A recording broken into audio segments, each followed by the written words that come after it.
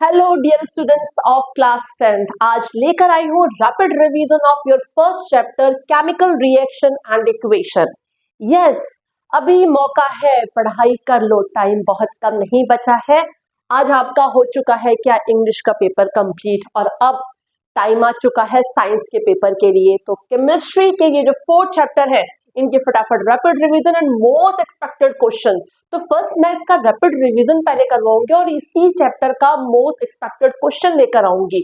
तो जब आपका ये चैप्टर कंप्लीट हो जाएगा देन हम नेक्स्ट स्टार्ट करेंगे। ये 5 डे बहुत जम के तैयारी करने वाले हैं बच्चों। तो अभी तक यदि सब्सक्राइब नहीं किया है तो फटाफट आप सब्सक्राइब पहले कर दीजिए, अपने दोस्तों को भी शेयर कर दीजिए। चलिए स्टार्ट करते हैं। केमिकल रिएक्शन एंड इक्वेशन ये आपका फर्स्ट चैप्टर है और इसमें हम जो पढ़ेंगे वो रिएक्शंस के बारे में पढ़ने जा रहे हैं, उनके टाइप्स के बारे में। तो सबसे पहले आपको पता होना चाहिए चेंजेस कितने टाइप के होते हैं। चेंजेस 2 टाइप के होते हैं, physical change and chemical change. ये आपने पहले भी देखा हुआ है। फिजिकल चेंज जैसा होता है वो टेम्पररी चेंज होता है, जबकि केमिकल चेंज क्या होता है, परमानेंट होता है। फिजिकल में कोई नया सब्सटेंस नहीं फॉर्म होता है, जबकि केमिकल सब्सटेंस में कोई न्यू सब्सटेंस बनता है जो न्यू प्रॉपर्टी का भी होता है। तो जल्दी से देखते हैं फटाफट क्या लिखा है। Those changes in which only the physical लिखा हुआ properties of the substance change but no new substances are formed। कोई नया substance form नहीं हो रहा है। अब changes क्या दिखेंगे? Only the color, shape और size, ये थोड़ा बहुत change हो सकता है। इसके अलावा देखा जाए thus physical change are temporary और ये temporary है तो it can easily reversed, ठीक है ना, ये रिवर्स हो जाएगा। ये भी आपको इसमें ध्यान देना होगा। देखिए कुछ फिजिकल चेंजेस के आपके सामने मैं एग्जांपल दे रही हूँ। यहाँ पे लिखा है conversion of water into ice. ये बहुत ही बढ़िया और बहुत ही अच्छा एग्जांपल है। Conversion of water into ice and conversion of water into steam are physical changes. ध्यान सुनिएगा, because ice and steam can be converted into to water, मतलब ये फिर से क्या हो जाएगा, कन्वर्ट हो जाएगा। मतलब इट इज ये क्या है, एक तरीके से रिवर्सिबल चेंज है। फिर ब्रेकिंग ऑफ चॉक स्टिक, ये चॉक स्टिक ब्रेक हो रहा है तो ये भी क्या है बच्चों, this is also a what, physical changes. Now next example देख लेते हैं। Glowing of an electric bulb, आप स्विच ऑफ कर रहे हो, ऑन कर रहे हो, वो इलेक्ट्रिक बल्ब ग्लो हो रहा है फिर ऑफ हो जा रहा है, ये भी क्या है, फिजिकल चेंज है। आप कपड़ों को सुखा रहे हैं, ड्राइंग ऑफ क्लॉथ, तो ये क्लॉथ्स भी क्या हो जाते हैं, सूख जाते हैं, आप फिर से गीला कर सकते हो। तो एक तरीके से क्या है, रिवर्सिबल चेंजेस है प्यारे बच्चों। आप देखेंगे केमिकल चेंजेस क्या होता है। केमिकल चेंजेस में मैंने आपको क्या बताया, केमिकल चेंजेस वो होते हैं जो कि परमानेंट है। इनमें एक नई प्रॉपर्टी की एक नई चीज बनती है और मोस्ट ऑफ द केसेस में ये रिवर्सिबल नहीं होते हैं, ये इरिवर्सिबल होते हैं, ध्यान रखिएगा। तो यहाँ लिखा हुआ है in which both the physical and chemical property of the substance are changes. Okay, new substance are formed, एक नया substance बनता है। Property of substance before and after changes are different। भाई पहले वो पानी होगा, बाद में गैस बन गया, मतलब ऐसे changes आपको दिखाई पड़ेंगे। और ओरिजिनल प्रॉपर्टी डिसअपियर, जो उसकी ओरिजिनल प्रॉपर्टी होती है बच्चों वो क्या हो जाएगी, डिसअपियर हो जाएगी। And new property are observed. There is a permanent change and it is irreversible. क्या है ये एक इरिवर्सिबल रिवर्सिबल प्रोसेस है। चलिए एग्जांपल देख रहे हैं इसका, आप लोगों ने भी सुना ही होगा। Digestion of food in our body, ये क्या है, it is a would permanent change, खाने का डाइजेशन होना। Then process of respiration, respiration की जो प्रोसेस होती है वो भी क्या है, that is a chemical changes. Burning of paper, paper burn होता है तो क्या होता है, केमिकल चेंज होता है। Formation of curd from milk, अब क्या दही जम जाने के बाद दूध बना सकते हो, नहीं, एक बार दूध से दही बन गया तो अब दही से दूध नहीं बनने वाला है।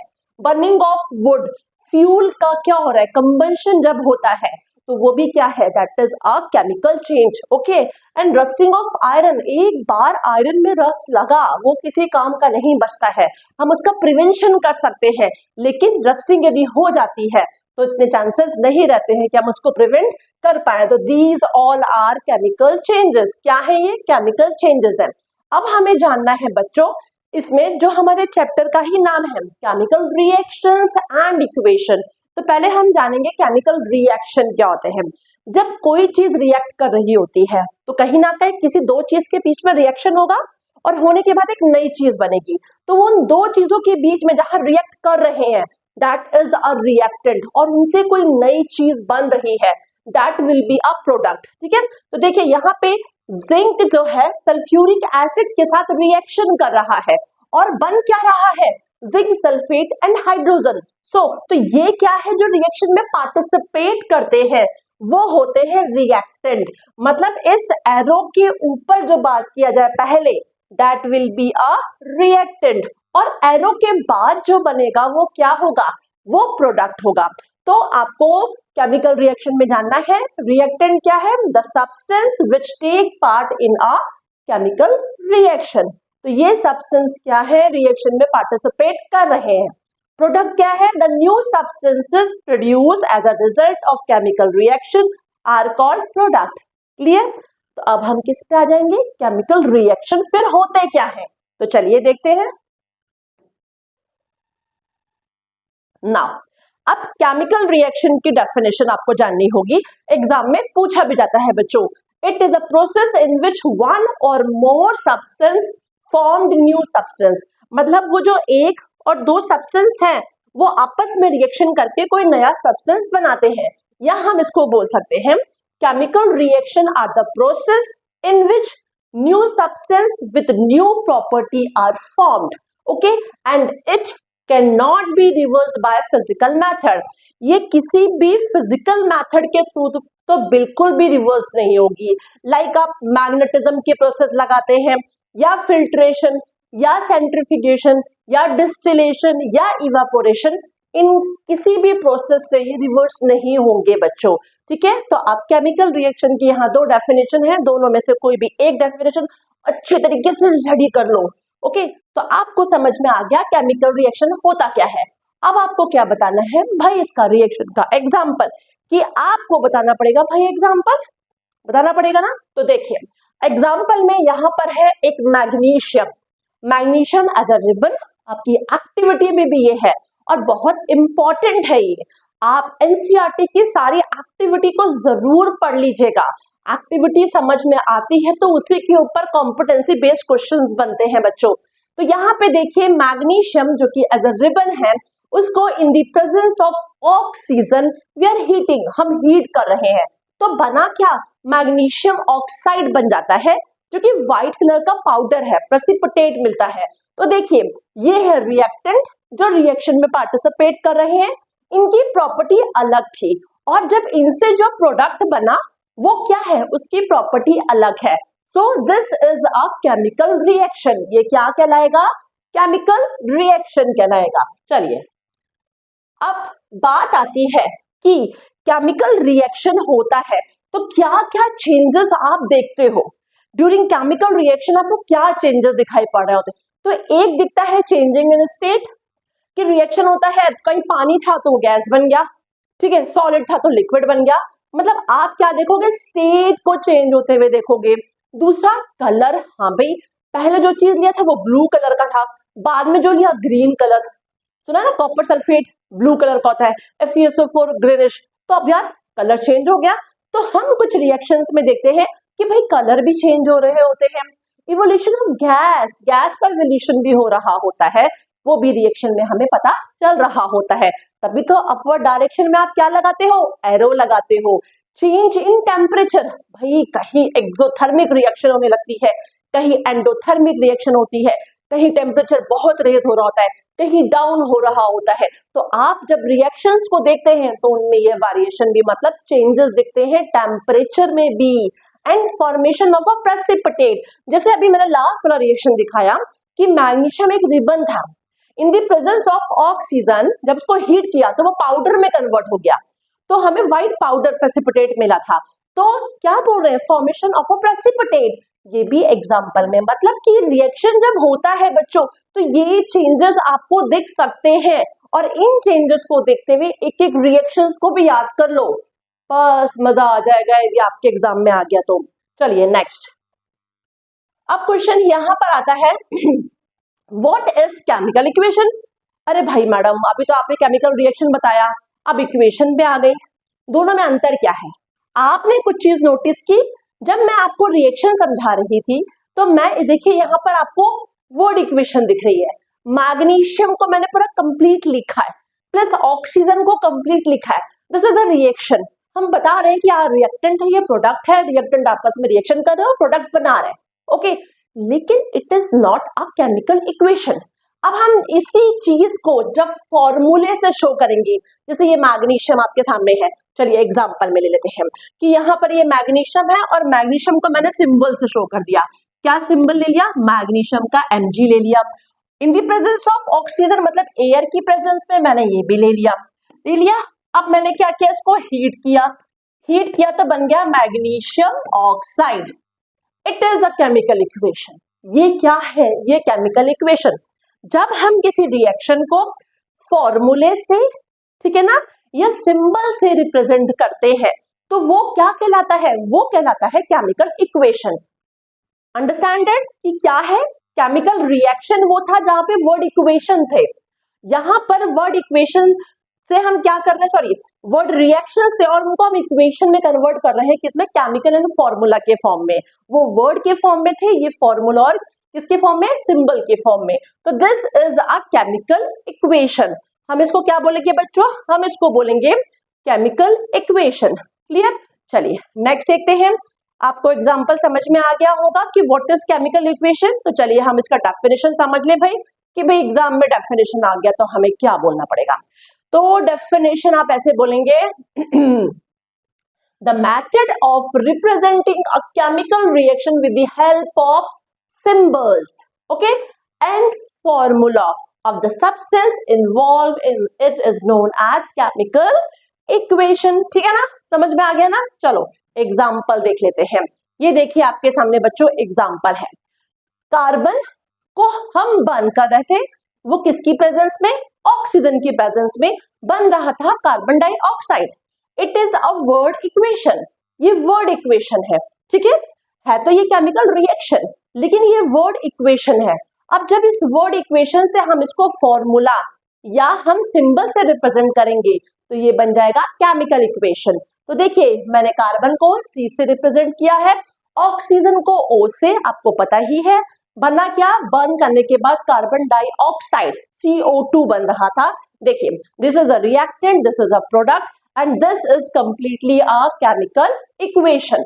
हम इसे अब क्या बोलेंगे? केमिकल इक्वेशन बोलेंगे। ओके, आई होप सो कि सही बच्चों को क्लियर हो चुका होगा। अब एक क्वेश्चन आता है कि भाई why do we balance chemical reaction? हम केमिकल इक्वेशन को, रिएक्शंस को क्यों बैलेंस करते हैं भाई? क्या रीजन है? तो यहाँ पर आपको ध्यान रखना है कि लिखा ना, a balance chemical equation has an equal number of atom of different element in the reactant and product. आपने देखा होगा कि अभी मैंने एग्जांपल बताया, कार्बन ऑक्सीजन रिएक्शन करके कार्बन डाइऑक्साइड बना रहा है। तो उसमें देखिए यहाँ पर एटम की क्वांटिटी और इधर की क्वांटिटी को हमें क्या करना है? बैलेंस करना है, ठीक है ना। तो आपको यदि याद होगा कौन सा लो, आपको यदि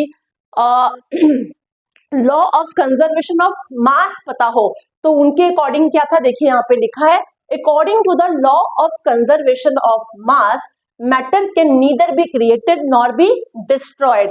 ठीक है ना। फिर क्या कर सकते हैं इन केमिकल रिएक्शन? ये एक फॉर्म से दूसरे फॉर्म में कन्वर्ट हो सकते हैं। तो देखिए यहाँ पर रिएक्टेंट मास इक्वल होगा प्रोडक्ट मास के। जो भी मास रिएक्टेंट का है that should be equal in product mass, या हम बोलेंगे reactant atom will be equal to product atom. मतलब जितने रिएक्टेंट आपके किसमें थे, एटम थे रिएक्टेंट पार्ट में, उतने ही एटम आपके प्रोडक्ट पार्ट में भी होने चाहिए। ये आपको ध्यान रखना है। ओके, ये है लॉ ऑफ कंजर्वेशन ऑफ मास। तो अभी एग्जांपल देख लेते हैं कैसे, कि देखिए यहाँ पे लिखा है how to balance a chemical equation. अब हमें, क्योंकि मैंने क्या बोला कि केमिकल इक्वेशन को बैलेंस करना क्यों जरूरी है, तो लॉ ऑफ कंजर्वेशन ऑफ मास के अकॉर्डिंग आप समझ गए। लेवोइज़ ने बोला था भाई कि दोनों क्या होने चाहिए, मास में इक्वल, या इनके एटम क्या होने चाहिए, इक्वल होने चाहिए, है ना। ये बहुत हम, चलो देखते हैं। अब हम इसको बैलेंस करना पड़ेगा। यहाँ पे लिखा है how to balance a chemical equation, और आपके सामने देखिए एक रिएक्शन दिया हुआ है ना। यहाँ पे देखिए बच्चों ये रिएक्शन दिया है। रिएक्शन क्या दिया हुआ था, इधर देखिएगा जहां मैं लिखवा रही हूँ, H2 plus O2 is equal to H2O। ठीक है, क्या ये बैलेंस है?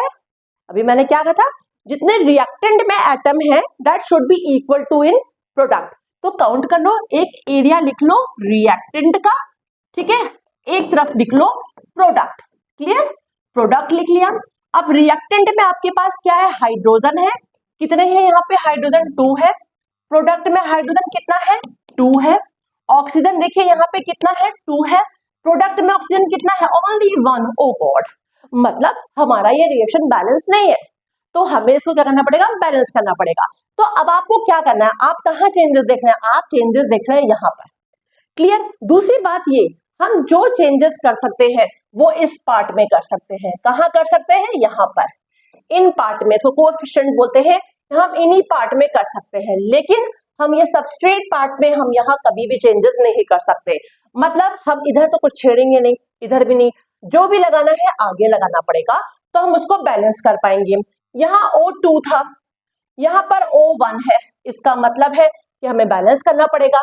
अब ये H2 है, चलो ठीक है, इधर बैलेंस हो गया, लेकिन O, अब यहाँ पर बैलेंस करने के लिए हमें यहाँ पे बच्चों पहले 2 लगाना पड़ेगा। क्यों लगाना पड़ेगा, क्योंकि ये O सिंगल है, तब जाके ये इधर 2 आएगा, तो ये 2 to the 4 हो गया, 2 to the 4, और ये O2 था तो O2 हो गया। क्योंकि मैंने अभी आपको क्या बताया था, हम यहाँ नहीं बढ़ा सकते, हम जो चेंजेस करेंगे वो आगे ही चेंजेस करेंगे। ओके, तो ये देखिए आपके सामने दिया हुआ है रिएक्शन, मैं आपको दिखा देती हूँ एक बार। ये देखिए रिएक्शन आपके सामने है, H2O2 था, यहाँ 2 लगा दिया गया था, तब जाके ये हमारा बैलेंस हो गया था। ओके, तो इस तरीके से बच्चों आपको भी बैलेंस करना पड़ेगा। जब हम रिएक्शन करते हैं तो कुछ आपको दिखाई पड़ते हैं फिजिकल स्टेट। हमें बहुत ही ज्यादा इंफॉर्मेटिव किसी चीज को बनाना है तो हमें उसमें फिजिकल स्टेट को शो करना पड़ेगा। मतलब यदि कोई चीज सॉलिड फॉर्म में है तो उसके आगे स्मॉल s लिखना पड़ेगा। यदि वो लिक्विड फॉर्म में है तो ब्रैकेट में साइड में आप L लिखोगे स्मॉल। एक्वस है, एक्वस मतलब पानी में बना हुआ सोल्यूशन, तो वो AQ हो जाएगा स्मॉल में। और यदि गैसियस फॉर्म में है तो GAS या आप G लिख दोगे। ओके, तो यहां पर भी यही चीज लिखा है कि by indicating the physical state of the reactant and product chemical reaction can be made more informative. Okay, देखिए सॉलिड स्टेट को स्मॉल s से, लिक्विड को स्मॉल l से, एक्वस को AQ से और गैसियस फॉर्म को G से डिनोट कर दोगे तो वो रिएक्शन और भी बढ़िया हो जाएगी। ओके, अब कैसे बढ़िया हो जाएगी, चलिए यहाँ पर देखते हैं। यहाँ पे लिखा है जिंक मेटल, जिंक मेटल मतलब Zn, जिंक। जिंक रिएक्शन कर रहा है किसके साथ, डाइल्यूट सल्फ्यूरिक एसिड के साथ। तो आपको फटाफट ये चीज करनी पड़ेगी कि भाई जिंक हमारा रिएक्शन कर रहा है, आ जाओ प्यार से, जिंक हमारा रिएक्शन कर रहा है H2SO4 और बोला क्या इन्होंने, डाइल्यूट, डाइल्यूट सल्फ्यूरिक। तो जिंक सभी दुनिया जानती है, जिंक क्या है, मेटल है, मेटल है, इसका मतलब जिंक क्या लिखोगे आप, सॉलिड S। अब यहाँ लिखा है डाइल्यूट सल्फ्यूरिक एसिड, डाइल्यूट मतलब पानी में बना हुआ सोल्यूशन, तो you will write here aqueous लिख देंगे। अब टाइम आएगा कि इस रिएक्शन को हमें करना है, तो ये रिएक्शन देखिए यहाँ पर जिंक सल्फेट बन जाएगा और हाइड्रोजन गैस प्रोड्यूस होगी। तो ये जिंक सल्फेट जो बनेगा ये एक्वस सॉल्यूशन बन गया और यहाँ पे गैसियस फॉर्म में हाइड्रोजन मिलेगा। अभी आपको मैं आगे पढ़ाऊंगी भी कि जितने मेटल होते हैं वो जो एसिड से रिएक्शन करेंगे तो हाइड्रोजन गैस प्रोड्यूस करेंगे। और एक ये डिस्प्लेसमेंट रिएक्शन भी है, अभी हम रिएक्शन के टाइप्स पढ़ेंगे ना तो समझ में आ जाएगा। तो क्लियर है आपको कि हम इसको और भी इंफॉर्मेटिव बनाने के लिए क्या करेंगे, क्या करेंगे, हम यहाँ पर इंडिकेट करेंगे सॉलिड, लिक्विड, गैसियस फॉर्म और एक्वस फॉर्म में। आई होप सो कि ये भी आपको क्लियर हो चुका होगा। चलिए नेक्स्ट देखते हैं। एक क्वेश्चन देखिए यहाँ पूछा है मीथेन बर्न इन ऑक्सीजन, सभी इंपॉर्टेंट है, ये क्वेश्चन पूछे गए कई बार। ओके, तो ये ध्यान दीजिएगा। Methane burn in oxygen to form carbon dioxide and water. तो पहले आप वर्ड इक्वेशन लिख लो, मीथेन को ऑक्सीजन के साथ रिएक्शन करा रहे, क्या बन रहा था, कार्बन डाइऑक्साइड और वाटर। ठीक है, मीथेन का फॉर्मूला आपको पता होगा, अभी तक तो चल गया होगा। मीथेन का फॉर्मूला होता है CH4, तो the formula of methane is CH4। किससे रिएक्शन कर रहे हैं, ऑक्सीजन से, तो ऑक्सीजन हो गया, क्या बना रहा है, carbon dioxide. What is the formula of carbon dioxide, CO2। Okay, and what, water, H2O हो गया। अब हम इसे क्या करेंगे, वर्ड इक्वेशन बना लेंगे, सॉरी वर्ड करिए, केमिकल इक्वेशन बनाएंगे।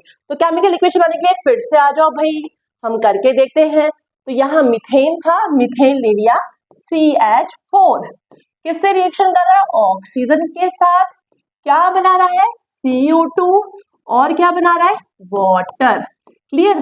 तो अब हमें देखना है क्या ये रिएक्शन, एक तो इसको पहले बैलेंस करना होगा, दूसरी बात हमें क्या करना है, इसको और इंफॉर्मेटिव बनाने के लिए आप इसमें सिंबल्स को यूज करोगे। तो पहले हम काउंट कर लेते हैं, एक तरफ लिख लेंगे रिएक्टेंट, ओके, और एक तरफ लिख लीजिए प्रोडक्ट। क्लियर? अब रिएक्टेंट में आप देखिए कार्बन 1 है, हाइड्रोजन 4 है, ऑक्सीजन भी कितना है? यहाँ पर 2 है बच्चों। इतना हो गया। इधर देख लिया कार्बन कितना है? 1, हाइड्रोजन लिया था, hydrogen is here 2, oxygen 2 and 1 3 है।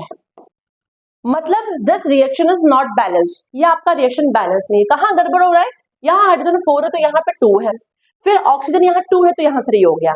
अब क्या करेंगे? मैंने क्या बोला, यहाँ चेंजेस कभी नहीं होता है। चेंजेस कहाँ होगा? आगे होगा, इनमें कहीं भी आगे। तो सबसे पहले हम हाइड्रोजन और ऑक्सीजन पे ध्यान दें कि हम क्या कर सकते हैं। जैसे कि ऑक्सीजन यहाँ 2 है, यहाँ पे 3 है, तो ये 3 है, इसका मतलब यही गड़बड़ कर रहा है, तो कहीं ना कहीं हमें 4 करना होगा। अब यहाँ पे हाइड्रोजन 4 था, ठीक है ना, तो मैं काम करूंगी, इसको भी पहले मैंने 4 कर लिया, ये 4 हो गया, 2 2 4। अब देखो 2, और यहाँ पे भी मैं लगा लिया 2, हो गया 2 2 4। तो ये हाइड्रोजन कितने हो गए आपके? 4 हो गए। अब देखिए ऑक्सीजन 2 and 2 कितने हो गए? 4 हो गए। यहाँ दीजिए 2 2 4, और हाइड्रोजन भी 4 हो गया। मतलब रिएक्शन आपकी क्या हो गई? बैलेंस हो गई। तो बच्चों ये तो कर लिया, अब बचा क्या? अब हमें स्टेट शो करना है कि भाई मीथेन क्या है? गैस है, ओके। ऑक्सीजन क्या है? गैस है। कार्बन डाइऑक्साइड क्या है? गैस है। ये सब चीज ध्यान रखना पड़ेगा। तो भाई जो भी चीज वेपर ये भी फॉर्म में बनेगा तो वो गैसियस फॉर्म में बन रहा है। तो देखिए ये हो गया बहुत ही इंफॉर्मेटिव। तो आपको इस तरीके से ये भी करना पड़ेगा प्यारे बच्चों, रिएक्शन को बैलेंस करना है, और बैलेंस करने के साथ साथ आपको क्या करना है, इसको और इंफॉर्मेटिव बनाने के लिए सॉलिड, लिक्विड, गैस, एक्वस सब चीजों को ऐड करना पड़ेगा। चलिए नेक्स्ट आते हैं। एक क्वेश्चन आपके सामने है, जल्दी से आप लोग सॉल्व कीजिए। Hydrogen gas combined with nitrogen to form ammonia. Very easy. Hydrogen किससे रिएक्शन कर रहा है? नाइट्रोजन से बना रहा है ammonia. What is the formula of ammonia? NH3, nitrogen N2, hydrogen H2। ठीक है, तो अब इसको वैसे कर लीजिए आप, H2 N2 यहाँ दिख रहा है और NH3 बन रहा है। अब ये बैलेंस रही है ना, तो काउंटिंग करके देखें ना, हाइड्रोजन देखिए यहाँ पे 2 है, नाइट्रोजन 2 है, यहाँ पे हाइड्रोजन 3 हो गया और नाइट्रोजन 1 हो गया। तो जैसे मैंने आपको बैलेंस करना बताया है वैसे इसको बैलेंस करिए, और इसको इंफॉर्मेटिव बनाने के लिए क्या शो करेंगे? सिंबल भी शो करिए। चलिए नेक्स्ट आ जाते हैं। ऐसा क्वेश्चन ये भी है, एक बार देख लीजिए, खुद से करने की प्रैक्टिस कीजिए फटाफट। When sodium metal react with water, metal पानी के साथ रिएक्शन करता है तो भी गैसियस फॉर्म में कन्वर्ट होगा, हाइड्रोजन गैस बनेगी। ठीक है ना, मेटल एसिड से रिएक्शन करता है तो भी हाइड्रोजन गैस प्रोड्यूस होती है बच्चों। मेटल पानी से रिएक्शन करेगा तो भी हाइड्रोजन गैस प्रोड्यूस होगी। तो मेटल रिएक्ट कर रहा है पानी से, क्या बना रहा है? हाइड्रोजन गैस प्रोड्यूस हो रही है, सोडियम हाइड्रोक्साइड। तो ये बैलेंस नहीं है, फिर आपको उसको क्या करना पड़ेगा? बैलेंस करना होगा। आई होप सो क्लियर है ये आपको। चलिए अब नेक्स्ट आ जाते हैं हम किस पे? Types of chemical reaction. Because इसके ऊपर बहुत सारे क्वेश्चंस आते हैं, सारे टाइप्स के ऊपर बहुत सारे क्वेश्चंस पूछे गए हैं और हमें ये सारे के सारे पढ़ने हैं प्यारे बच्चों। ओके, तो क्लियर हो गया, पहला वाला सब क्लियर हो चुका है। जितना हो सके बैलेंस करने की कोशिश करो, एग्जाम में बैलेंस करना भी आपको आना चाहिए। चलिए अब स्टार्ट करते हैं टाइप्स ऑफ केमिकल रिएक्शन। ये आपके सामने जो है टाइप्स हैं बहुत इंपॉर्टेंट है। पहला रिएक्शन है कॉम्बिनेशन रिएक्शन, ध्यान रखिएगा, कॉम्बिनेशन रिएक्शन जहां पे कोई चीज जुड़ रही है, डिकम्पोजिशन ब्रेक हो रही है। तो नेक्स्ट है डिकम्पोजिशन रिएक्शन। थर्ड है डिस्प्लेसमेंट रिएक्शन। फोर्थ है double displacement reaction. Then double displacement reaction में आपको कुछ एग्जांपल में प्रेसिपिटेशन रिएक्शन दिखेगा और कुछ में न्यूट्रलाइजेशन रिएक्शन दिखेगा। मतलब double displacement is very very very important. Exothermic and endothermic reaction भी आपको जानना होगा, एंड ऑक्सीडेशन रिडक्शन रिएक्शन, ये सारे के सारे रिएक्शंस आपको पढ़ने हैं, बहुत इंपॉर्टेंट हैं। इनके बारे में समझते हुए इनके एग्जाम्पल्स जितना हो सके लगा लीजिए। इनके एग्जाम्पल्स के ऊपर बहुत क्वेश्चंस बच्चों आते हैं। तो चलिए वन बाय वन हम स्टार्ट करते हैं without doing late. Types of chemical reaction में हमने पहला नाम लिया है कॉम्बिनेशन। कॉम्बिनेशन का मतलब होता है कोई चीज ज्वाइंट हो रही है, जुड़ रही है। तो देखिए, it is a type of reaction in which two or more substance, इधर कोई वो एलिमेंट भी हो सकते हैं, वो कंपाउंड भी। आप लोगों को एलिमेंट और कंपाउंड तो पता ही होगा बिकॉज आपने 9th में पढ़ा हुआ है।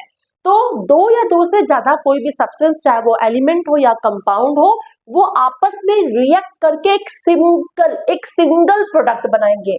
मतलब प्रोडक्ट आपको ना सिंगल मिलेगा, अकेला कोई एक चीज मिलेगी, ठीक है ना। रिएक्शन के टाइम पे दो या दो से ज्यादा हो सकते हैं, लेकिन जब बनेंगे तो एक ही बनेगा। तो कितना इजी है ना, आपको प्रोडक्ट में कोई सिंगल चीज मिलेगी। जैसे एग्जांपल देखिए यहाँ पे दिया हुआ है किसका, मैग्नीशियम रिएक्शन कर रहा है ऑक्सीजन से।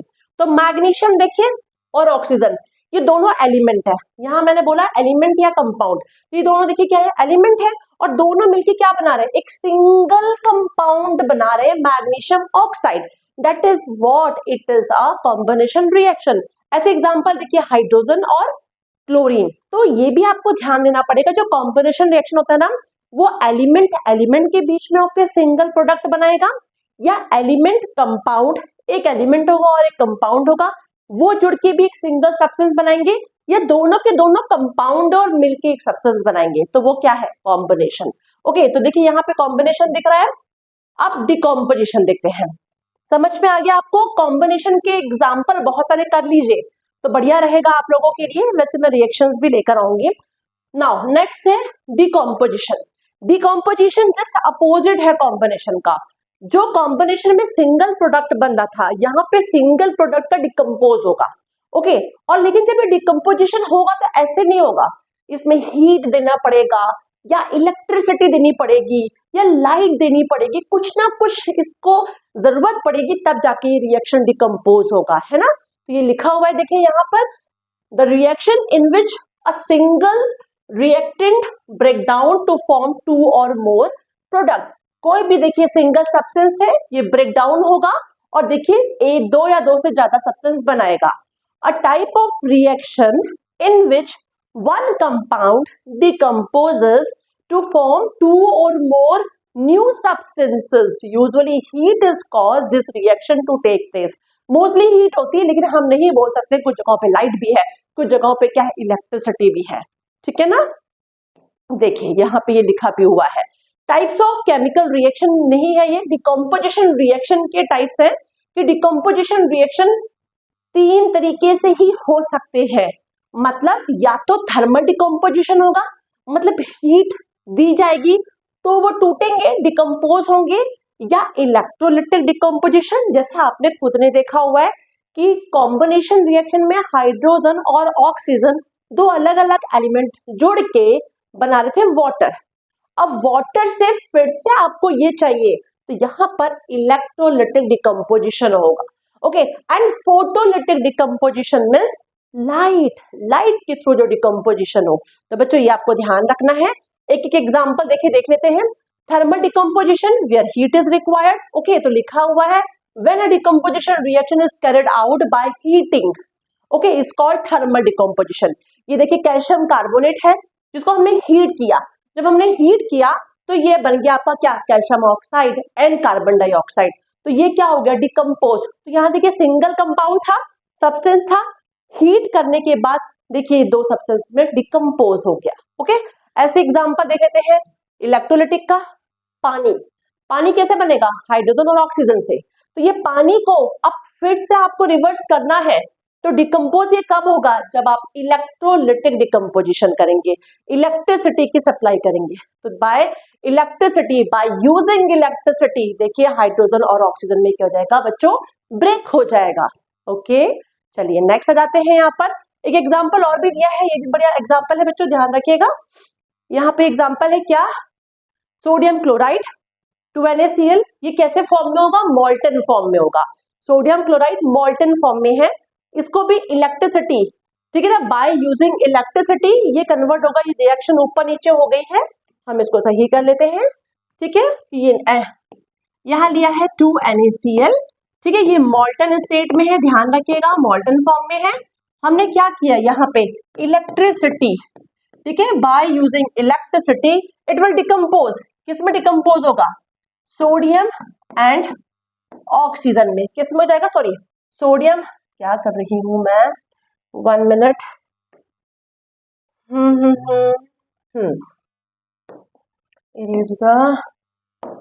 अरे क्या हुआ बेटा, चलो पूरा ही रिएक्शन लेगा, फिर से कर लेते हैं इसको।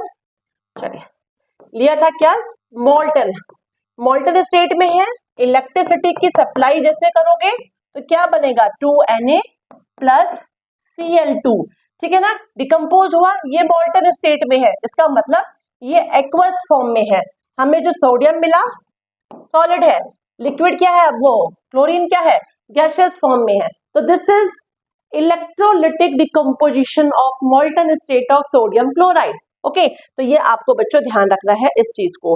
तो यहाँ पर मैंने 2 एग्जांपल आपको बता दिए हैं, किसके, इलेक्ट्रोलिटिक डिकम्पोजिशन के, molten state of sodium chloride and water. Okay, लिखा हुआ है, the decomposition reaction is used to obtain sodium metal from sodium chloride. Okay, common salt, it is called electrolysis of molten sodium chloride. ठीक है, इस पे question पूछा जाता है बच्चों, थोड़ा ढंग से पढ़ लीजिएगा। Now next is photolytic. Photolytic के 2 ये एग्जांपल बहुत इंपॉर्टेंट है और खासतौर पे इनमें कलर पे पूछते हैं कि कलर जो चेंज होता है, तो यहाँ पे देखिए लिखा है decomposition which is done with the help of light energy. कैसे, लाइट एनर्जी के थ्रू जो चेंजेस होते हैं, we call it photolytic decomposition. देखिए सोडियम, यहाँ पे सिल्वर क्लोराइड है, यहाँ सिल्वर ब्रोमाइड है, सॉलिड फॉर्म में है, सिल्वर क्लोराइड आपको भी पता है व्हाइट कलर में होता है और सिल्वर ब्रोमाइड पेल येलोइश कलर में होता है। जैसे ही हमने इस पे लाइट, ठीक है, बाय यूजिंग लाइट, सिल्वर और क्लोरीन यहाँ पे ब्रेक हो गए, सेम यहाँ सिल्वर और ब्रोमीन ब्रेक हो गए, तो सिल्वर का कलर क्या होता है, ग्रेइश व्हाइट, तो आपको यहाँ ग्रेइश व्हाइट कलर मिलेगा और क्लोरीन गैस जो आपको पता ही है येलोइश ग्रीन कलर की होती है। यहाँ पर भी यही होगा, सिल्वर जो सिल्वरिश कलर में मिलेगा, ग्रेइश कलर में, और ये जो है ब्रोमीन, ये ब्रोमीन आपको यहाँ पे दिखाई पड़ा रेड ब्राउन कलर में। तो ये कलर जरूर याद करना कि जब डिकम्पोजिशन रिएक्शन होता है सोडियम क्लोराइड का, तो सॉरी सिल्वर क्लोराइड का, तो हमें जो डिकम्पोजिशन के बाद चीज मिलती है वो किस कलर की होती है, तो सिल्वर कैसी होती है आपके, सिल्वर मिलता है ग्रेइश व्हाइट कलर का और क्लोरीन जो होता है येलोइश ग्रीन कलर में होता है, तो ये आपको ध्यान रखना पड़ेगा। फोटोलिटिक डिकम्पोजिशन क्लियर हो गया, 2 बार रिपीट हो गया, कोई बात नहीं। चलिए, अब डिकम्पोजिशन का एक सबसे बढ़िया एग्जांपल हम भी है, हमारी बॉडी में जो फूड का डाइजेशन हो रहा है वो भी डिकम्पोजिशन रिएक्शन है। The digestion of food in the body of an example is इसका डिकम्पोजिशन है, ये भी हमारी बॉडी में जो हो रहा है वो क्या है, digestion of food, it is also a decomposition reaction. Clear. अब ये बहुत इंपॉर्टेंट एक आ गया, displacement reaction. What, displacement reaction, what is displacement reaction, highly reactive metal will displace less reactive metal. अब बोलोगे मैडम ये रिएक्टिव मेटल क्या होते हैं, तो इसके लिए मैं नेक्स्ट स्लाइड पे जाती हूँ और आपको दिखाती हूँ ये रिएक्टिव मेटल, ये नाम आपको ध्यान रखने हैं। क्लियर है, इनको मैंने याद करने का तरीका भी बताया हुआ है। Please stop calling me a zebra, I truly like her calling me super goat. Okay, please stop calling me a zebra, I truly like her calling me super goat, ये तरीका है, तो ध्यान रखिएगा। पोटेशियम सबसे हाईली रिएक्टिव है, उसके बाद please stop, sodium, stop, sodium क्या है उसके नीचे है, देन कैल्शियम उसके नीचे, देन मैग्नीशियम उसके नीचे। इस तरीके से आप देखेंगे बच्चों, लीस्ट रिएक्टिव में आता है, हाइड्रोजन के जो नीचे वाले हैं सब लेस रिएक्टिव में आ रहे हैं, और हाइड्रोजन के ऊपर वाले जो आ रहे हैं देखिए वो रिएक्टिव में आ रहे हैं, और सबसे ऊपर जो 4 है वो हाईली रिएक्टिव है। ओके, तो आपको भी ऐसे ही ध्यान रखना है, डिस्प्लेसमेंट रिएक्शन में highly reactive metal less reactive metal को डिस्प्लेस करेगा, क्या करेगा, डिस्प्लेस करेगा। तो लिखा है the reaction in which more reactive element या highly reactive element displaces less reactive element from its compound or solution is called displacement reaction. चलिए एग्जांपल देख लेते हैं। हाँ, अब देखिए यहां पर हम खुद से करते हैं तो ज्यादा अच्छा लगेगा। ये कॉपर सल्फेट लिया हुआ है बच्चों, और ऊपर लिख लेते हैं कॉपर सल्फेट रिएक्शन कर रहा है जिंक के साथ, ठीक है। तो अभी ये इनकी इंफॉर्मेटिव बनाने के लिए जो स्टेट है वो बाद में शो करेंगे। अब देखो यहाँ पे ये जिंक है, जिंक एक मेटल है और कॉपर सल्फेट सोल्यूशन में कॉपर यहाँ मेटल है। ओके, तो अब आपको देखना है कि जिंक हाईली रिएक्टिव है कि कॉपर हाईली रिएक्टिव है। तो हम भी जानते हैं प्लीज स्टॉप कॉलिंग मी अ, क्या बोला था, जेब्रा। क्या था, जेब्रा, जेब्रा मतलब जिंक। तो फिर क्या बोला था, हमें क्या बोलना है, सुपर गोट। वो कब, कॉपर नीचे आ गया। देख लेते हैं रिएक्शन में, यहाँ पर आइए आप थोड़ा सा, बाहर आ जाएंगे तो पूरा कट हो जाएगा, चलिए उसको बाद में कर लेंगे। तो please stop calling me zebra, I truly like her calling me super goat. तो कॉपर जो है लेस है, तो क्या होगा, कॉपर डिस्प्लेस हो जाएगा जिंक के थ्रू, जिंक यहाँ आ जाएगा, तो मतलब बन जाएगा जिंक सल्फेट और कॉपर यहाँ पे डिस्प्लेस हो जाएगा। ऐसे भी ध्यान रख लो, दो दोस्त हैं, ठीक है, एक अच्छा खासा टैलेंटेड बहुत ही इंटेलिजेंट है और एक उसका दोस्त है। एक अचानक और आता है जो बहुत ही हाईली टैलेंटेड है, तो ये जो बंदा था इसकी दोस्ती इसके साथ हो जाती है और इसको ये कहता है चल साइड हो जा। तो हाईली रिएक्टिव मोस्ट अट्रैक्टिव बंदा, मोस्ट इंटेलिजेंट बंदे ने जो लो था बंदा उसको क्या किया, डिस्प्लेस किया और दोस्ती कर ली। It is a displacement reaction, जहां पे highly reactive metal less reactive metal को क्या करेगा, डिस्प्लेस कर देगा। तो बच्चों आपको इसके लिए रिएक्टिविटी सीरीज पता होनी बहुत जरूरी है। रिएक्टिविटी सीरीज नहीं पता होगी तो भाई आप कुछ नहीं कर पाएंगे। तो भाई याद कर लीजिए, please stop calling me a zebra, I truly like her calling me super goat. Okay, तो इसे याद कर लीजिएगा आप लोग फटाफट। चलिए नेक्स्ट करते हैं हम एग्जाम्पल में। देखिए यहाँ पर भी एक एग्जाम्पल दिख रहा है, copper sulphate plus magnesium. Again magnesium is highly reactive than copper, तो कॉपर सल्फेट सोल्यूशन से कॉपर को डिस्प्लेस कर देगा मैग्नीशियम, तो मैग्नीशियम सल्फेट बन जाएगा और कॉपर बन जाएगा। ठीक है ना, तो ये देखिए क्या है, इनका ये कलर जो दिख रहा है, ये कलर पर थोड़ा ध्यान दीजिएगा कि क्या कलर के ऊपर क्वेश्चन आता है। अब आया double displacement reaction. Double displacement reaction, displacement reaction में क्या था कि दो दोस्त साथ में है और एक अकेला है और उसने एक को डिस्प्लेस कर दिया। यहाँ पे दोनों तरफ दो दो दोस्त है, ठीक है ना, दोनों तरफ क्या है, दो दो दोस्त है। देखिए यहाँ पर देख लीजिए, देखिए ये दोनों दोस्त है, जैसे NaCl लिया हुआ है, ये एक प्यारे से दोस्त है, फिर एक दोस्त यहाँ पर दो, इनका दोस्ती है AgF की। तो यहाँ पर आयंस, रिएक्शन में बात करेंगे तो ions positive negative, positive negative, तो एक्सचेंज ऑफ आयन, इसका पॉजिटिव इसके नेगेटिव के साथ, इसका पॉजिटिव इसके नेगेटिव के साथ दोस्ती कर लेगा। यही है आपका क्या, डबल डिस्प्लेसमेंट रिएक्शन। तो क्या बन गया, NaF बन गया और AgCl बन गया। तो this is double displacement reaction, मतलब एक्सचेंज ऑफ आयन, आयन का यहाँ पर क्या होगा बच्चों, एक्सचेंज होगा।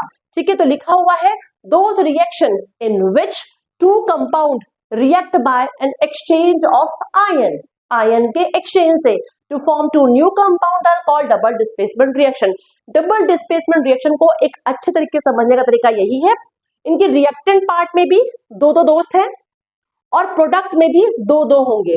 ओके, क्योंकि वो एक्सचेंज हो रहे हैं तो ज्यादा कम नहीं होंगे, जितना रिएक्टेंट में थे उतने प्रोडक्ट में रहेंगे, दो दो ही रहेंगे। चलिए और एग्जांपल देख लेते हैं इसका।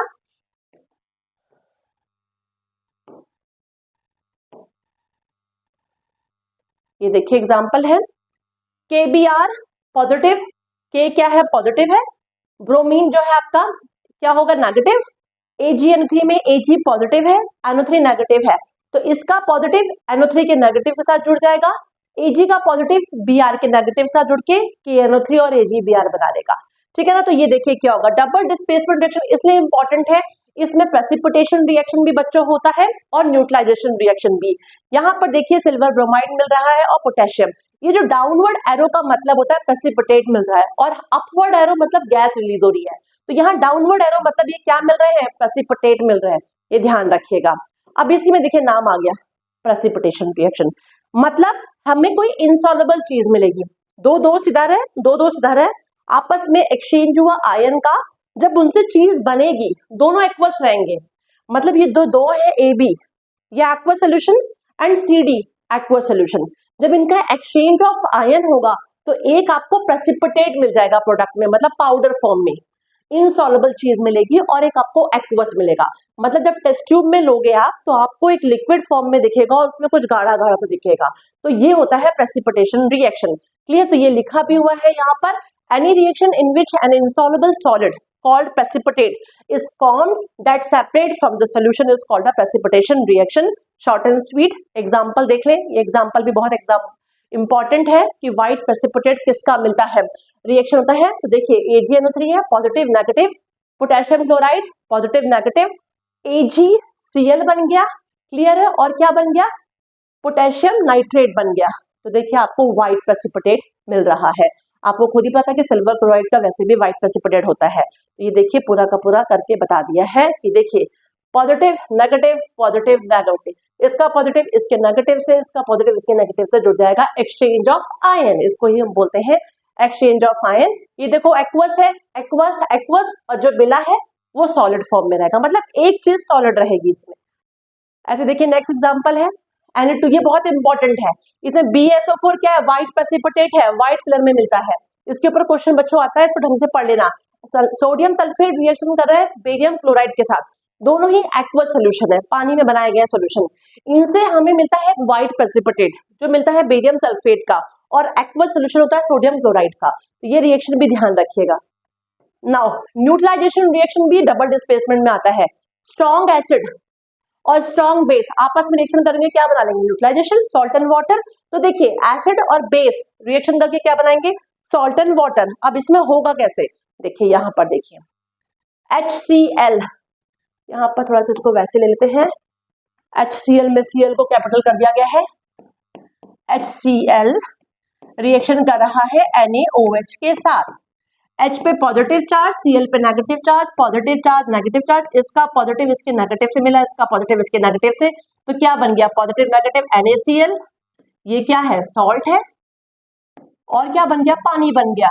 तो जब एसिड और बेस आपस में रिएक्शन करते हैं और सॉल्ट और पानी मिलता है, तो क्या होगा, पानी और सॉल्ट मिलना मतलब न्यूट्रलाइजेशन रिएक्शन, वो रिएक्शन न्यूट्रलाइज हो गई। तो देखिए डबल डिस्प्लेसमेंट भी दिख रही है, पॉजिटिव नेगेटिव, और क्या हो रहा है, एक्सचेंज ऑफ आयन भी हो रहा है। तो this is also what, double displacement reaction, और हम इसको न्यूट्रलाइजेशन रिएक्शन भी बोलेंगे बच्चों, ये ध्यान रखिएगा। चलिए नेक्स्ट आ जाते हैं, फटाफट जल्दी से।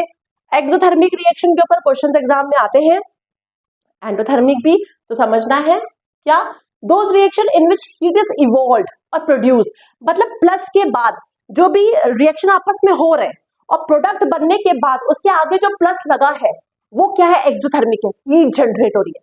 चूना देखा है, चूना है ना टाइम, अब आप क्विक लाइन में पानी को डाल दो, बुलबुले उठ रहे हैं, सोल्यूशन तो बन रहा है लेकिन बुलबुले उठ रहे हैं, तो हीट जनरेट हो रही है, that is exothermic reaction. Okay, तो यहाँ पे भी देखिए लिखा है जैसे कार्बन है और ऑक्सीजन का रिएक्शन करके क्या बना, CO2, और बहुत हीट जनरेट हो रही है, तो that is what, it is a exothermic reaction. यहाँ लिखा है an exothermic reaction is indicated by writing plus heat और हीट एनर्जी, या हम प्लस एनर्जी भी बोलेंगे, कहां पर, प्रोडक्ट में।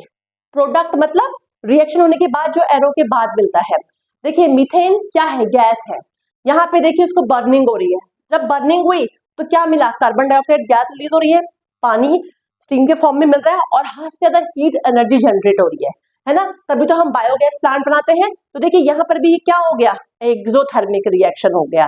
एंडोथर्मिक में क्या होगा, रिएक्शन करते वक्त जरूरत पड़ रही है, प्रोडक्ट में नहीं मिलेगा, रिएक्टेंट में ही जरूरत पड़ेगी, ठीक है, तो वो एंडोथर्मिक होगा। आप देखो तो डिकम्पोजिशन रिएक्शन मोस्टली क्या थे, एंडोथर्मिक बोले जाएंगे, क्यों, क्योंकि वहां हीट ले रहे हैं, लाइट ले रहे हैं, है ना, एनर्जी ले रहे हैं, तब जाके वो डिकम्पोज हो रहे थे। तो एंडोथर्मिक को हम देख लेते हैं तो उसमें भी कहीं ना कहीं काम आते ही है।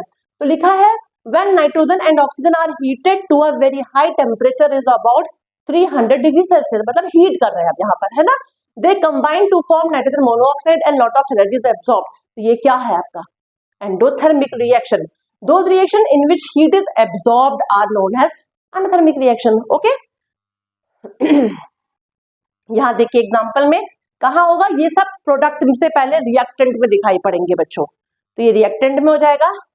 एंड ये लास्ट वाला रिएक्शन है oxidation and reduction reaction, this is also very important reaction, इसके ऊपर बहुत सारे क्वेश्चंस आते हैं। ऑक्सीडेशन रिडक्शन को बहुत पढ़ लीजिएगा, इसमें पूछते हैं ऑक्सीडाइज कौन हुआ, इसका रिड्यूसिंग एजेंट कौन है, ऑक्सीडाइजिंग एजेंट कौन है, ये आपको ध्यान रखना है। तो the process in which oxygen is added, यदि ऑक्सीजन ऐड हो रही है तो ऑक्सीडेशन हो रहा है या हाइड्रोजन रिमूव हो रहा है, तो ऐसा प्रोसेस जहां पे ऑक्सीजन ऐड होगा या हाइड्रोजन रिमूव होगा तो वो कहलाएगा ऑक्सीडेशन। जैसे देखिए कॉपर में ऑक्सीजन जुड़ रहा है, कॉपर ऑक्साइड, तो ये रिएक्शन क्या होगी, ऑक्सीडेशन। यहाँ H2SO थे, यहाँ पे देखो H2 हो गया, ऑक्सीजन जुड़ रहा है यहाँ पर भी और सल्फर अलग हो गया, तो it is also oxidation reaction. Reduction opposite होगा, हाइड्रोजन जुड़ेगा, ऑक्सीजन रिलीज होगा, है ना। तो the process in which oxygen is removed from a substance and the process in which hydrogen added. देखिए 2KClO3 था, 2KClO यहाँ पे दिख रहा है और O2 अलग हो गया, मतलब ऑक्सीजन रिमूव हो रहा है। यहाँ 2NaH2 था, ये जुड़ गया, 2NaH हो गया, हाइड्रोजन जुड़ गया। हाइड्रोजन का जुड़ना, ऑक्सीजन का रिलीज होना, रिडक्शन। ऑक्सीजन का जुड़ना, हाइड्रोजन का रिलीज होना, व्हाट, ऑक्सीडेशन। ये आपको ध्यान रखना है। अब नाम आता है कि ये तो हो गया, अब इनके लिए हमें जरूरत, इस प्रोसेस को कराने के लिए हमें ऑक्सीडाइजिंग एजेंट की जरूरत पड़ती है। रिड्यूस करना, कोई काम को कराने के लिए एजेंट की जरूरत पड़ती है, ऐसे यहाँ पर भी हमें क्या पड़ती है, एजेंट की जरूरत पड़ती है। ओके, तो एक होता है ऑक्सीडाइजिंग एजेंट और एक होता है रिड्यूसिंग एजेंट। अब इसको भी समझिए, the substance which gives oxygen, ऐसा सब्सटेंस जो ऑक्सीजन को दे रहा है फॉर ऑक्सीडेशन, ऑक्सीडेशन के लिए, ठीक है ना, जो सब्सटेंस ऑक्सीजन को दे रहा है वो क्या कहलाएगा, ऑक्सीडाइजिंग एजेंट कहलाएगा। या the substance which remove hydrogen, और जो या तो रिमूव कर रहा है हाइड्रोजन को तो वो भी क्या कहलाएगा, ऑक्सीडाइजिंग एजेंट। या the substance which gives hydrogen, या जैसे ऑक्सीजन दे रहा था तो यहाँ पे क्या दे रहा है, हाइड्रोजन को दे रहा है, किस लिए, रिडक्शन के लिए, तो वो कहलाएगा आपका reducing agent. The substance which remove oxygen, या ऑक्सीजन को रिमूव जो सब्सटेंस कर रहा है किसके लिए, रिडक्शन के लिए, मतलब ये एजेंट है जो हेल्प कर रहे हैं। ऑक्सीडेशन में जो हेल्प कर रहे हैं वो ऑक्सीडाइजिंग एजेंट हो गए, जो रिडक्शन में हेल्प कर रहे हैं वो रिड्यूसिंग एजेंट हो गए। ठीक है, तो आपको ये चीज ध्यान देना पड़ेगा। अब एक चीज ध्यान रखना है आपको, क्या हम पढ़ते हैं इसको, ऑक्सीडेशन रिडक्शन रिएक्शन, जिसको हम रिडॉक्स रिएक्शन भी बोलते हैं। तो ये लिखा है the oxidation and reduction reaction always occur simultaneously, एक ही साथ हो रहे होते हैं।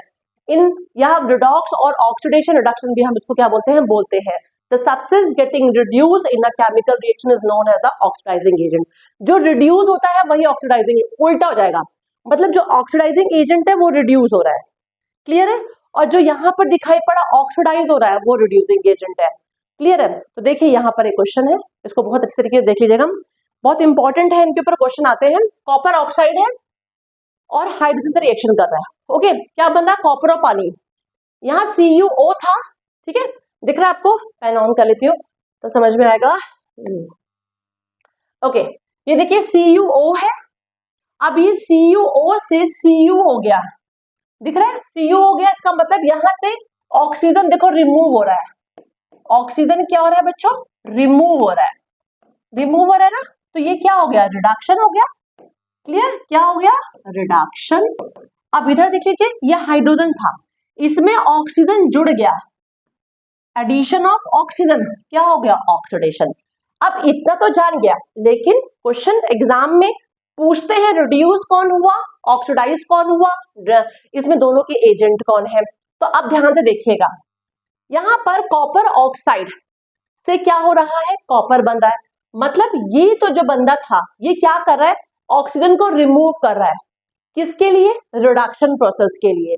तो जब रिडक्शन प्रोसेस के लिए कॉपर ऑक्साइड जो है वो हमारा रिमूव कर रहा है, तो कॉपर ऑक्साइड यहाँ पर क्या हो जाएगा, ध्यान दीजिएगा, कॉपर ऑक्साइड है तो ये रिड्यूस्ड होगा, क्या होगा, रिड्यूस्ड।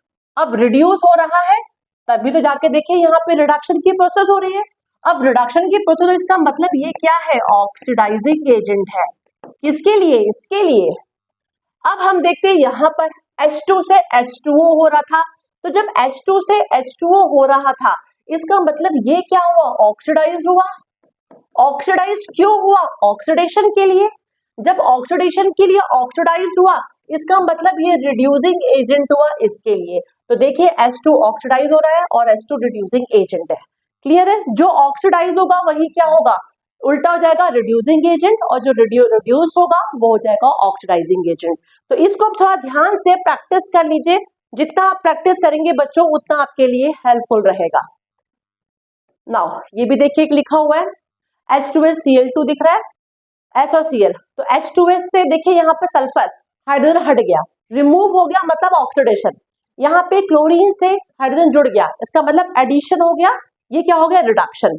अब देखिए ये रिडक्शन हो रहा है, तो ये रिडक्शन हो रहा है, इसका मतलब इधर देखा जाए तो ये रिड्यूस हो रहा है, ये रिड्यूस हो रहा है तो इसका मतलब ये ऑक्सीडाइजिंग एजेंट है।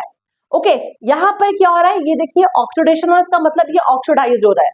ऑक्सीडाइजिंग मतलब कि ये क्या है, रिड्यूसिंग एजेंट है। तो देखिए यहाँ पे देख लीजिए आप, ऑक्सीडाइज हुआ H2S, रिड्यूसिंग एजेंट भी क्या है H2S हो गया। ऑक्सीडाइज क्या हुआ, क्लोरीन यहाँ पे आपका रिड्यूस हुआ, तो एजेंट क्या हो जाएगा, ये क्लोरीन हो जाएगा। चलिए कुछ क्वेश्चन कर लेते हैं। What type of reaction are represented by the following equation? यहाँ पे इक्वेशन में पूछ रहे हैं किस टाइप की रिएक्शन है। देखिए CaCO3 ब्रेक हो रहा है और दो सब्सटेंस में कन्वर्ट हो रहा है, तो ये डिकम्पोजिशन है। जब सिंगल सब्सटेंस रिएक्टेंट में होगा और दो या दो से ज्यादा में कन्वर्ट हो जाएगा तो वो क्या है आपका, किसको कहेंगे हम, डिकम्पोजिशन। देन यहाँ देखिए दो सब्सटेंस है और ये एक हो गया। जब हमें प्रोडक्ट में सिंगल सब्सटेंस मिलता है, एलिमेंट एलिमेंट जुड़ जाए या एलिमेंट कंपाउंड जुड़ जाए या कंपाउंड कंपाउंड जुड़े, लेकिन मिलेगा कोई एक सब्सटेंस, तो वो क्या है कॉम्बिनेशन, तो ये कॉम्बिनेशन हो गया। देखिए ये FeSO4 है, ये ब्रेक हो गया, डिकम्पोजिशन। इधर देखिए ब्रेक हो गया, डिकम्पोजिशन। इधर देखिए जुड़ गया, कॉम्बिनेशन। तो ये आपको समझना है। नाउ नेक्स्ट देख लीजिए यहाँ पे, what type of reaction represented by the following, ये दोनों जुड़ गए, सिंगल बन गए, कॉम्बिनेशन। यहाँ पे देखिए ये दो थे और यहाँ पे भी दो है, अंतर क्या है, Na दिख रहा है यहाँ पे, OH हो गया, पानी के साथ जुड़ गया, यहाँ पे NaOH बन गया और H2 यहाँ पर आ गया। कहने का मतलब है this is displacement reaction, sodium is highly reactive than water, तो यहाँ पे हाइड्रोजन को, वो वाटर कह रही हूँ हाइड्रोजन, तो H2 को रिलीज कर दिया। Magnesium copper sulphate displacement reaction, यहाँ पर भी देखिए क्या है, डिकम्पोजिशन रिएक्शन, इधर देखिए डबल डिस्प्लेसमेंट रिएक्शन। तो क्लियर है आप सभी को। Now What happened when a piece of a metal added to a copper sulfate solution? ये आपसे पूछा गया है कि क्या होता है। B है aluminium metal is added to a dilute sulphuric acid, C है silver metal is added to a copper sulphate solution. तो ये आपको पूरा का पूरा बच्चों करना है, ये आपके लिए है क्वेश्चन, इनको करिए और देखिए आपको कितना इसमें समझ में आ गया है। आंसर भी दिया हुआ है स्लाइड में, देख लीजिए, लेकिन पहले कोशिश कीजिए खुद से करने की। जितना आप खुद से करेंगे उतना आपके लिए इजी रहेगा, जितना आप खुद से करेंगे। तो ये हमारे बच्चों क्वेश्चन थे, मैं उम्मीद करती हूँ कि आपको बहुत अच्छे तरीके समझ में आ चुका है। ये हमारा फर्स्ट चैप्टर का रैपिड रिवीजन था कि जल्दी जल्दी एक बार हम क्या करें, इसको देख ले चैप्टर को। अब इसके ऊपर मैं लेकर आऊंगी मोस्ट एक्सपेक्टेड क्वेश्चंस। ओके, तो जल्दी से आज समझ में आ गया होगा। तो उसके बाद बहुत ही जल्दी आपके लिए आने वाला है मोस्ट एक्सपेक्टेड क्वेश्चंस, उसको हम करेंगे solve. Thanks for watching this, bye bye.